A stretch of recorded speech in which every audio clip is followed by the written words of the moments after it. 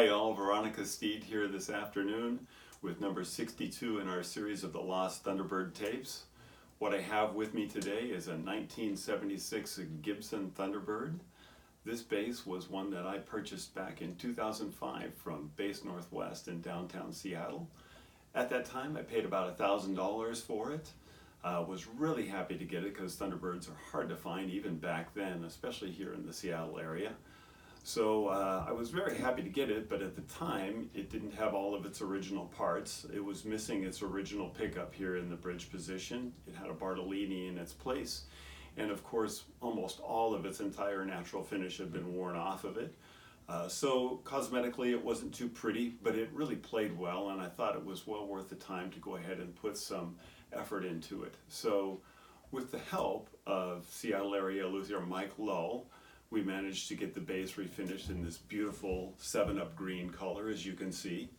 We found a nice original stock Gibson Thunderbird pickup from the 1970s to put in place of the Bartolini, and got it all wired up to spec again. These pickups are notably different than the 1960s versions of the pickup or the later 80s and 90s versions as well. They're kind of unto themselves, and that's one of the beauties of a 1970s Thunderbird. It doesn't sound like a 60s one, and it doesn't sound like a later one, and it's all generated by the tone. Gibson did a great job with the woodwork on this bass as original. It's beautifully constructed. It has a 3-point bridge, which of course some of you folks don't like, but on this bass the action may be set extremely low and the bass rings true and has fantastic sustain. Behind me today to play through I have a Gallien Kruger 700 RB2.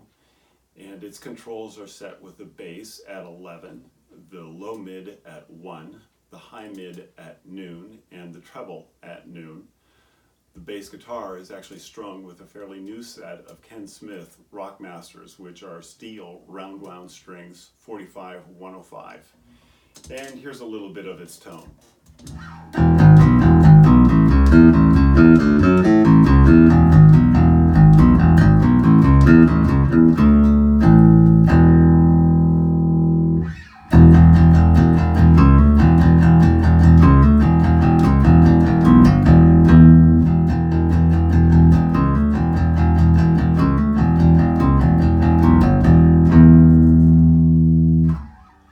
As you can hear, it's got a real strong tone, but a little bit of clank and treble, sort of that big angry piano song or sound that I like so much.